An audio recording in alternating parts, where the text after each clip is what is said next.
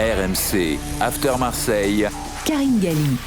Bonjour à tous, bienvenue dans l'After Marseille, un After Marseille spécial Monaco-OM parce que vous le savez, dimanche, ça sera le match de gala, le match que tout le monde attend pour le compte de la 28e journée de Ligue 1. On va en parler de ce Monaco-Marseille avec Rémi Dumont. Salut Rémi. Salut Karine, ça va ? Très bien, en pleine forme, avec Fabrice Lamperti, journaliste à la Provence qu'on est très heureux d'entendre et de pouvoir interviewer. Salut Fabrice.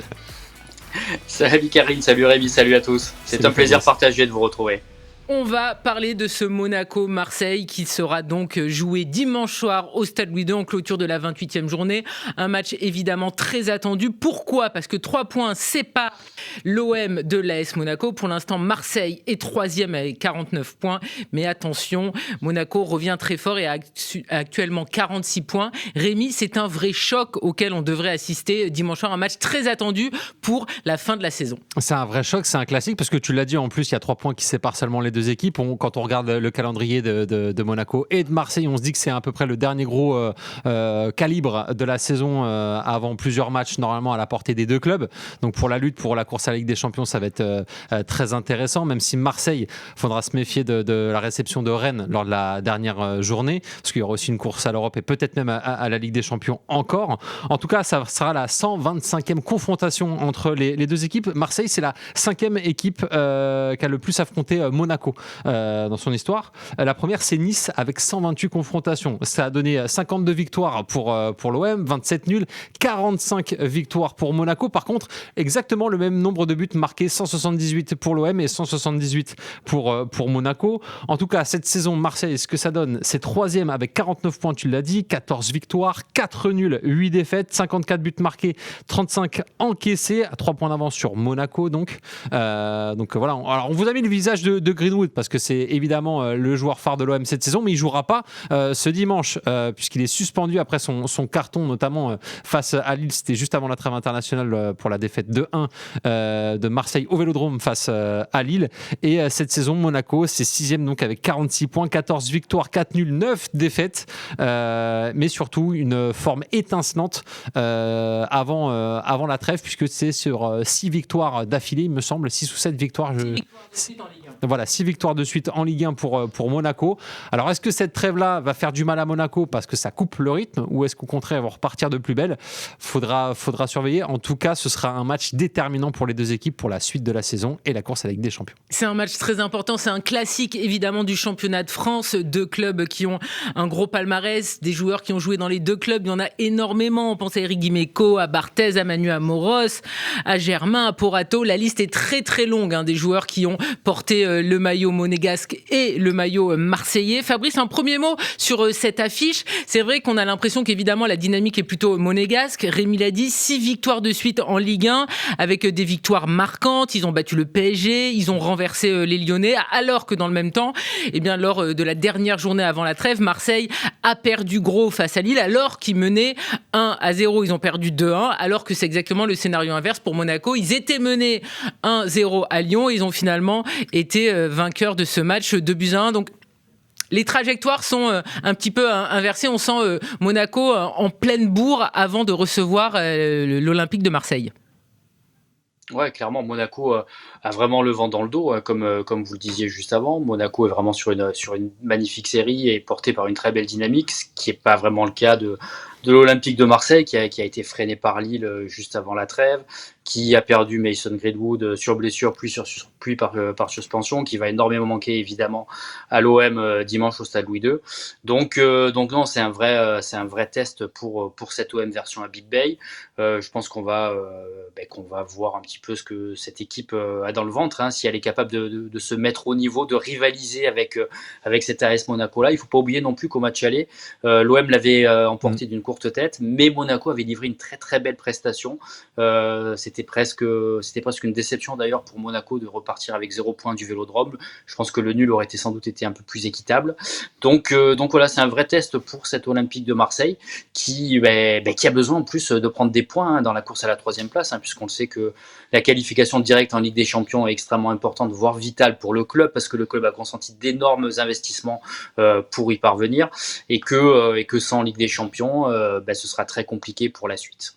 Et puis en plus, il y a peut-être un coup à faire ce week-end pour Marseille, hein, parce qu'en affrontant Monaco, c'est un adversaire direct. Il y a un Lens-Lille ce week-end et Lyon, je crois, affrontera Angers. Donc voilà, il y a des choses qui peuvent se décider ce week-end. En plus, au match aller, qui avait été buteur, je crois, pour l'Olympique de Marseille, c'était Greenwood. Le meilleur buteur du championnat de France. Voilà, donc voilà, là, il va manquer. Donc ça va être assez important. En revanche, ce que je voulais savoir, Fabrice, c'est au niveau des supporters, tu sens qu'il y a une crainte sur ce match? Comment ça se passe au niveau du ressenti des supporters?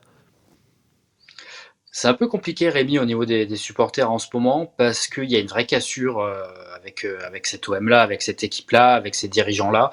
J'en parlais encore avec un juste avant de rentrer à l'antenne pour votre émission. En fait, les supporters sont un peu résignés. Ils supportent OM parce que ça fait partie de leur quotidien, ça fait partie de leurs habitudes, mais ils n'ont qu'une hâte, c'est que cette saison se termine pour passer à la suivante. Donc, du coup, il va y avoir un millier de Marseillais, a priori, qui vont faire le court déplacement jusqu'à Monaco, ce qui est pas énorme, puisque d'habitude, c'est quand même une procession très importante. On va à Monaco par habitude, par tradition. On y va en famille aussi, parce qu'on sait qu'on peut mener les petits, des fois pour leur faire découvrir leur premier déplacement loin du Vélodrome, et on sait que ça va se passer sans problème particulier. Donc ouais, il y a un petit peu de résignation.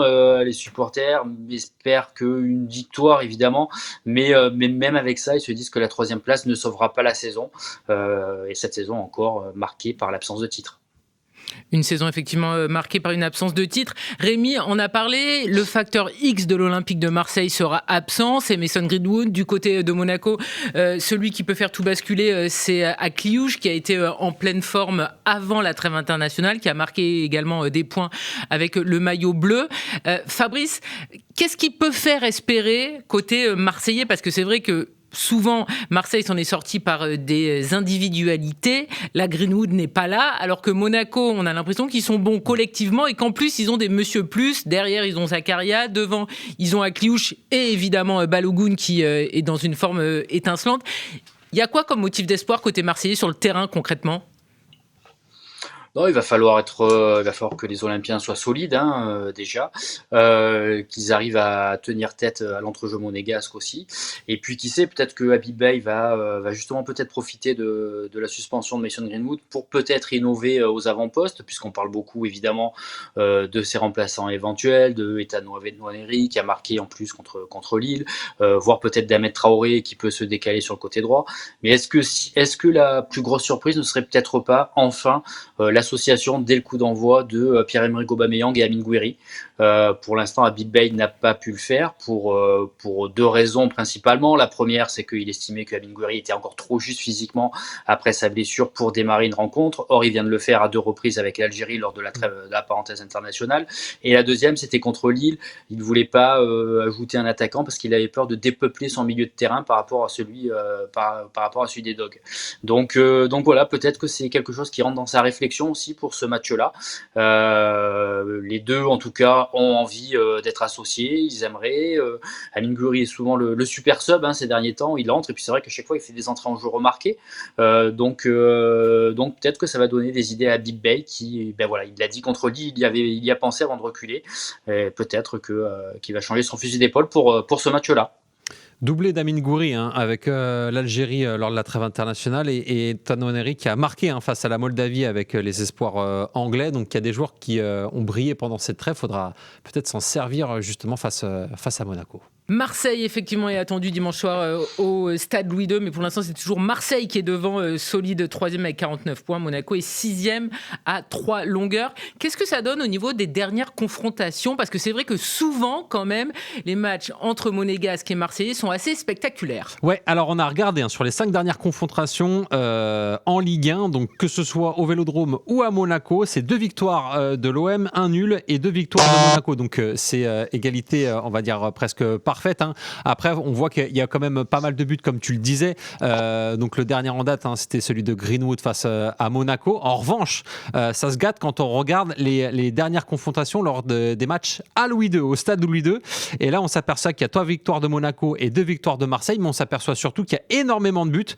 La saison dernière, donc, c'était soldé par un 3-0. Voilà, Monaco reste sur 2 victoires d'affilée. Il y a aussi le 3-2 de l'OM, puis la victoire 2-0 il y a quelques temps. mi-temps. Donc voilà, ça donne des matchs spectaculaires avec des buts, donc on peut s'attendre à un match assez prolifique, mais il faudra voir du coup qui l'emportera, parce que pour l'instant c'est un avantage monégasque au Stade Louis II. Greenwood, le buteur du match aller, meilleur buteur de l'OM et non de Ligue 1, je me suis trompé tout à l'heure, c'est Panicelli, malheureusement Panicelli qui s'est fait les croisés lors de la trêve internationale avec l'Argentine. On a vu des images très tristes. On est en plein after Marseille spécial Monaco OM avec Rémi Dumont et avec Fabrice Lamperti du journal La Provence. L'After Marseille spécial Monaco OM, vous le savez, c'est le match de gala de dimanche soir pour le compte de la 28e journée de Ligue 1. Un match très attendu par les deux équipes et un match attendu par les supporters. Un match toujours particulier. 3 points seulement séparent les Marseillais des Monégasques. Marseille qui reste sur une défaite 2-1 face à Lille, alors que Monaco est en pleine forme. 6 victoires de suite en Ligue 1. On en parle avec Rémi Dumont et avec Fabrice Lamperti, notre journaliste de La Provence. On va se replonger dans les grands confrontation entre Monaco et Marseille. Il y en a eu beaucoup, on l'a dit, c'est un classique du championnat de France. C'est deux clubs qui ont souvent eu des joueurs en commun. On va commencer avec toi, mon cher Fabrice. Tu nous as fait un petit top 3 et là, tu as commencé très très fort, hein, parce qu'on est le 27 août 2017, défaite 6-1, un récital signé Rudy Garcia. Je le vends comme ça. Rappelle-nous ce match absolument cataclysmique. On rappelle à la pause, il y a déjà 4-0 pour l'AS Monaco. Ouais, vous allez me prendre pour un fou, peut-être croire que je me suis trompé d'émission, croire qu'on est dans l'After Monaco. Non, j'ai voulu mettre ce match en avant. Pourquoi ? Parce qu'effectivement, c'était une soirée où Rudy Garcia a tout fait à l'envers. Où il avait, d'ailleurs, quand on a pris connaissance de l'équipe alignée, tout le monde est tombé un peu des nues. On s'est dit, mais qu'est-ce qui lui prend ? Pour vous rafraîchir la mémoire, Sakai, Rolando, Doria, Ubocian, Amavi pour la défense. Voilà, rien que ça, ça faisait peur. Et en fait, je pense qu'au contraire, c'est une défaite qui a fini par être un mal pour un bien, même si derrière l'OM perd contre Rennes à domicile au Vélodrome et que ça commence à gronder sérieusement. Mais au final, ça a été un mal pour un bien. Pourquoi ? Parce que ça a permis à l'OM et à Rudy Garcia de revenir sur terre, de se montrer, de se rendre compte qu'ils faisaient fausse route et d'arrêter de se voir trop beau, d'arrêter de faire un peu n'importe quoi, de vouloir réinventer le foot avec des compositions improbables. Et derrière, l'OM, derrière ces deux matchs, l'OM enchaîne 12 matchs sans défaite en championnat et puis fait la saison que l'on sait avec cette finale en Ligue Europa. Et je pense que cette grosse claque prise à Monaco, elle fait très mal, mais du coup, elle permet de revenir un peu sur terre et de revenir aux fondamentaux derrière. C'était la saison après le titre de champion de France côté AS Monaco, avec des joueurs qui étaient partis, notamment évidemment comme Kylian Mbappé qui avait quitté le Rocher pour le PSG. De ton côté, Rémi, toi, c'est un match un petit peu plus récent. On est lors de la saison 2022-2023, 98e minute, un homme qui donne la victoire à l'OM. Sid Kolasinac. Alors, on ne sait pas encore si c'est vraiment lui ou si c'est un contre son camp, mais j'avais adoré ce match parce qu'il était dans un contexte particulier. C'était juste avant, c'était en fait le dernier match de Ligue 1 avant la Coupe du Monde au Qatar, donc en 2022, avec la terrible blessure malheureusement pour Amin Harit au genou. Justement, cette victoire acquise dans le temps additionnel, hein, puisque il y a ce coup franc de Payet excentré qui arrive sur la tête de Kolasinac, ou en tout cas d'une tête d'un des joueurs présents sur le terrain pour la mettre au fond. Et voilà, ça avait permis aussi à l'OM derrière de terminer 3e cette saison-là. Malheureusement pour Amin Harit, il manquera la fin de la saison. Disasi du côté monégasque, lui, sera appelé en équipe de France le lendemain. Pour les buteurs, c'était Sanchez, Veretout et Kolasinac. Donc c'est un match qui m'avait marqué parce que je trouve que c'était la fin quelque part de la moitié de saison, puisqu'il y avait la Coupe du Monde, et c'était bien de terminer sur une victoire comme ça. Victoire 3-2 des Marseillais en terre monégasque. Deuxième match choisi par toi, Fabrice. On est en février 2009. Une victoire 1-0 de l'Olympique de Marseille avec un entraîneur belge que beaucoup évidemment ont aimé. C'est Eric Guéretz, et Marseille donc qui rentre à la maison avec un succès. Un petit succès, mais un succès. Ouais, un petit succès, mais un succès, comme tu le dis, Karine, avec beaucoup de supporters marseillais présents dans les tribunes. Ils n'avaient pas pris toutes les places, mais ils étaient pas loin des 3000 quasiment. Et surtout, bah, vous savez, enfin voilà, on aime ce sport et c'est aussi pour ça qu'on fait ce métier-là. Donc moi, ça fait partie des moments que j'ai vécu en direct, avec d'autres évidemment, mais celui-là m'avait marqué. Pourquoi? Parce que c'est Baki Koné qui marque le but. Je sais pas si vous vous souvenez, mais ce soir-là, Baki Koné portait un casque parce il avait eu une blessure à l'arcade zygomatique quelques semaines plus tôt contre Lyon. Et l'OM domine la rencontre, mais l'OM n'arrive pas à forcer la décision. Et du coup, Baki Koné arrive et il marque un but, mais d'un lob génial avec son casque. C'est toute une symbolique très forte. L'OM parvient à l'emporter, alors que Baki Koné en plus ne devait même pas jouer ce match-là. Mais Eric Guéretz ne pouvait pas se passer de son joueur. D'ailleurs, il l'avait dit à l'issue de la rencontre. Il avait dit qu'il n'avait pas bataillé pour rien pour engager ce joueur-là. Et voilà, j'ai trouvé que ce but-là magnifique avec Baki Koné casqué et la délivrance derrière, c'était un beau symbole. Ouais, le soldat qui connaît, parce qu'on a vu qu'il avait une sorte de casque de rugbyman sur ce match-là. Et l'année d'après, donc Marseille sera champion de France avec Didier Deschamps. Rémi, un nouveau naufrage marseillais en terre monégasque. On le rappelle. Alors, au match aller, c'était Roberto De Zerbi qui était encore l'entraîneur de Marseille. Depuis, c'est Abibay. L'an dernier, nous avions Roberto De Zerbi comme entraîneur de Marseille et ça avait été un fiasco à Monaco, une défaite cinglante 3-0. Ouais, parce que c'était à peu près le même contexte qu'on va vivre là ce dimanche. Il y avait une course à l'Europe et je me souviens que voilà, il y avait beaucoup d'espoir sur ce match-là parce que c'était l'occasion entre guillemets de prendre l'avantage. Et moi, je sais pas pourquoi, j'en ai comme souvenir que Marseille était vraiment prêt pour ce match. Et en fait, il y aura une défaite cinglante 3-0. Je me souviens qu'en plus, il y a un énorme raté de Luis Enrique qui peut carrément marquer le premier but de ce match et donc du coup marquer pour l'OM et avoir une tournure différente. Mais au final, c'est un 3-0 cinglant. Et là, on se dit que pour la course à la Ligue des Champions, ça va être très compliqué. Et finalement, Marseille finira donc deuxième et donc directement qualifié pour la Ligue des Champions. C'est à la fois un mauvais souvenir, mais en même temps un bon, puisque à l'image du 6-1, ça permet peut-être à l'OM derrière de se remettre les idées en place, d'être un peu plus sérieux pour aller justement décrocher cette place en Ligue des Champions. C'était quasiment il y a un an, c'était le 12 avril 2025 et on se retrouve quasiment un an après avec toujours cette bataille pour une place sur le podium et une qualification directe en Ligue des Champions entre Marseille et Monaco. On va revenir avec toi également, Fabrice, sur un match particulier. C'est coach Courbis qui était l'entraîneur de l'Olympique de Marseille. Évidemment, on pense à lui. On est le 2 avril 99, Marseille qui s'impose 2-1. Puis juste après, il y aura la finale et effectivement de Coupe de l'UEFA. Tu nous rappelles ce joli souvenir ? Ouais, ce joli souvenir, c'est cette victoire 2-1, comme tu le disais, avec un but signé Camara et un autre signé Fabrizio Ravanelli. C'est 4 jours avant la demi-finale de Coupe UEFA contre Bologne. L'OM est encore en lutte pour le titre avec Bordeaux, évidemment. Et voilà, et Fabrizio Ravanelli marque un lob, encore un lob, quelques 10 ans avant celui de Baki Koné, marque un lob qui donne la victoire à l'OM. Et d'ailleurs, Fabrizio Ravanelli classe ce but parmi ses deux plus beaux buts inscrits sous le maillot de l'Olympique de Marseille, avec celui à Paris. Et en plus, il portait le brassard. En plus, c'était Fabien Barthez en face de lui dans les buts. C'était Monaco, ça avait une portée extrêmement forte également. Et c'était un but qui signifiait que l'OM l'emportait. Et puis, l'OM gardait espoir aussi dans la course au titre. Et voilà, tout ça fait que j'ai trouvé que c'était une victoire marquante. Et puis, pour la petite anecdote, puisque tous ces matchs sont associés évidemment aux choses que l'on vit, c'est un match que j'avais suivi en tribune. J'étais simple étudiant à l'époque, on peut le dire, et j'étais parti avec des copains, avec des maillots de l'OM. On s'était retrouvés dans les tribunes des ultras monégasques, et ça n'avait pas plu du tout à la sécurité de Monaco, qui nous avait exfiltrés pour nous mettre dans le parquage réservé aux supporters de l'Olympique de Marseille. Donc ça fait écho aussi à toutes les mesures prises qui sont prises cette année par les dirigeants monégasques pour éviter qu'il y ait trop de Marseillais dans les tribunes.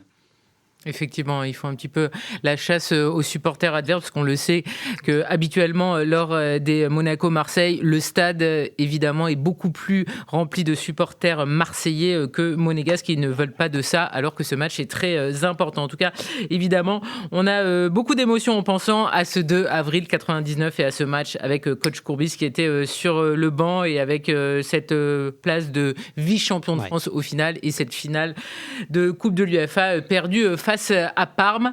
Rémi, on va continuer avec toi avec un match aussi dur pour les Marseillais. C'était Gattuso. Ouais. Ce pauvre Gattuso qui vient de vivre encore un drame avec la sélection italienne, qui faisait sa première sur le banc marseillais. On est saison donc 2023-2024. 30 septembre 2023, Marcelino est parti au bout de 5 matchs de championnat avec l'Olympique de Marseille parce qu'il était choqué par justement le mouvement de supporters.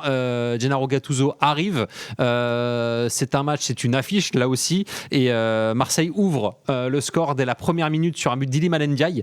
Donc on se dit que peut-être c'est enfin la saison de l'OM qui est lancée parce qu'on rappelle le contexte, élimination en qualification de Ligue des Champions face au Panathinaikos en plus au tir au but. Avec Gattuso, c'est quand même un nom du football, on se dit que ça peut peut-être repartir de plus belle. Et puis finalement non, puisque Marseille perdra 3-2 donc à Louis II dans les affiches marquantes. Je dis marquantes, mais c'est aussi marquante de manière négative parce qu'évidemment c'était une grande déception. Et puis derrière, Marseille finira 8e de cette Ligue des Champions, même s'ils auront jusqu'en demi-finale d'Europa League. Donc voilà, c'est étrangement en fait, j'ai l'impression que quand Marseille joue Monaco, derrière, on a on peut avoir une sorte d'avis sur ce qui va se passer. Bon là, le problème c'est qu'il n'y a plus de Coupe d'Europe, donc on sait que Marseille n'ira pas loin en Coupe d'Europe. En revanche, est-ce que s'il y a des fêtes ce dimanche, ça veut dire que pourrait y avoir une belle fin de saison pour Marseille? On l'espère pour les Marseillais. Mais c'est vrai que généralement, les Monaco-Marseille ou Marseille-Monaco, ça a un vrai impact sur la suite de la saison de l'Olympique de Marseille. Messieurs, vous avez rien compris. Le plus grand, le plus incroyable, évidemment, c'est celui du 12 avril 92. À l'époque, il y avait des géants sur la pelouse. On avait notamment, évidemment, le Ballon d'Or Jean-Pierre Papin, 91, Georges Weah, le Ballon d'Or 95, 3-0 pour Marseille, les buteurs, Boli, Papin, Abedi Pelé. J'ai envie de pleurer quand j'imagine cette époque, effectivement. C'est une autre époque, effectivement. C'est une autre époque. On en est bien loin, effectivement. En tout cas, c'était un match pour le titre. C'était au Stade Louis II et donc Marseille avait largement battu les Monégasques. Fabrice, t'es d'accord avec moi, évidemment, il fallait parler de ce match-là en 92, même si t'étais très jeune et moi aussi. Et Karine, avec Rémi, on est galant, on a voulu se le laisser, évidemment. On savait que t'allais venir dessus, donc on t'a laissé le meilleur pour la fin. Moi, j'ai besoin là, de revoir des grands joueurs, de voir des grands matchs. Pour ceux qui nous regardent à Monaco, là, magnifique. Voilà. Avec évidemment Raymond Detals sur le banc marseillais. En tout cas, il y avait des immenses joueurs des deux côtés et il y avait eu un scénario favorable aux Marseillais. C'était en plus un match pour le titre. C'était une vraie lutte. On verra en tout cas ce qu'il en est dimanche. Ça ne sera pas une lutte pour le titre, ça sera une lutte pour une place directe en Ligue des Champions.